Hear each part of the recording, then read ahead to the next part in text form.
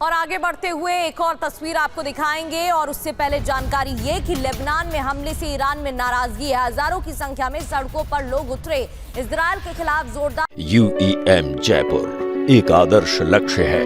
भावी छात्रों के लिए अच्छी नौकरी, भविष्य के लिए तैयार कौशल के साथ अच्छी शिक्षा। प्रदर्शन किया गया। सीजफायर तोड़ने पर जवाबी एक्शन की मांग की गई है।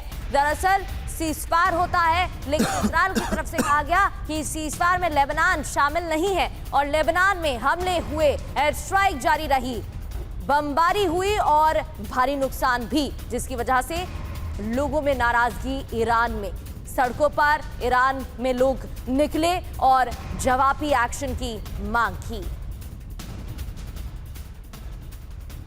और तेहरान में लेबनान के समर्थन में प्रदर्शन हुआ है। लेबनान में हो रहे हमलों का विरोध, लेबनान में जल्द हमले रोकने की मांग भी की गई है।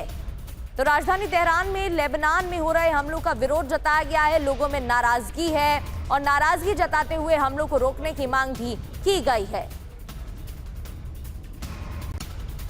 और देखिए एक और बड़ी खबर, लेबनान में हो रहे हमलों पर IRGC का बयान।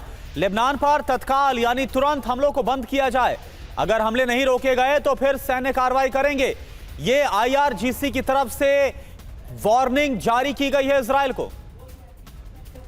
और यूएस से बातचीत से पहले ईरानी स्पीकर मोहम्मद बाकिर कालिबाफ ने बयान दिया है। 10 सूत्री प्रस्ताव की 3 अहम शर्तों का उल्लंघन, दो तरफा सीजफायर या बातचीत करना बेमानी है। लेबनान में सीजफायर का उल्लंघन हो रहा है। यूरेनियम संवर्धन ईरान का अधिकार है, ये बात भी कही गई।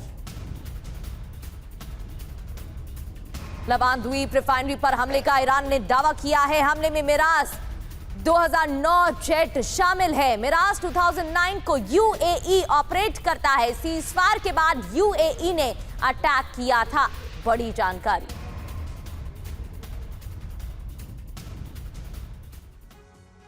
तो अब तो सवाल यह है कि आखिर कितने दिन टिक पाएगा। 2 हफ्ते की बात तो की गई, लेकिन अब कितने दिन टिक सकता है यह सीजफायर जो बहुत ही कमजोर नजर आ रहा है। अब युद्ध भड़काने वाले बयान दिए जा रहे दोनों तरफ से। आप देखिए इजराइल की तरफ से क्या हुआ। सीजफायर लेबनान पर लागू नहीं होता, इजराइल की तरफ से कहा गया। इजराइल यह भी बोल रहा है कि जरूरत पड़ी तो फिर से हम युद्ध शुरू कर देंगे, किसी भी वक्त युद्ध शुरू हो सकता है। नेतन्याहू ने खुद ये बाकायदा पब्लिक एड्रेस में बात कही है। ईरान में अभी कई लक्ष्य हमारे बाकी है, यानी इजराइल अभी थमता हुआ नजर नहीं आ रहा। अमेरिका ने क्या कहा, लेबनान सीजफायर का हिस्सा है नहीं। कैरोलिन लेविट को आपने सुना, लेबनान मुद्दे पर ईरान तोड़ सकता है सीजफायर, यह अमेरिका की तरफ से कहा गया है। अब ईरान का क्या रुख है। लेबनान में सीजफायर का उल्लंघन किया गया क्योंकि ईरान यह मानता है कि जो शर्तें तय हुई है उसमें सीजफायर में लेबनान को भी इंक्लूड किया गया है। IRGC ने होर्मुज स्टेट को फिर से बंद कर दिया गया। जो यहां पर जहाज आ रहे थे उनको लौटा दिया गया। कतर का क्या रुख है। लेबनान पर जो हमले हुए हैं इससे तनाव और ज्यादा बढ़ेगा और इसकी जो निंदा है वो भी कतर की तरफ से की गई है।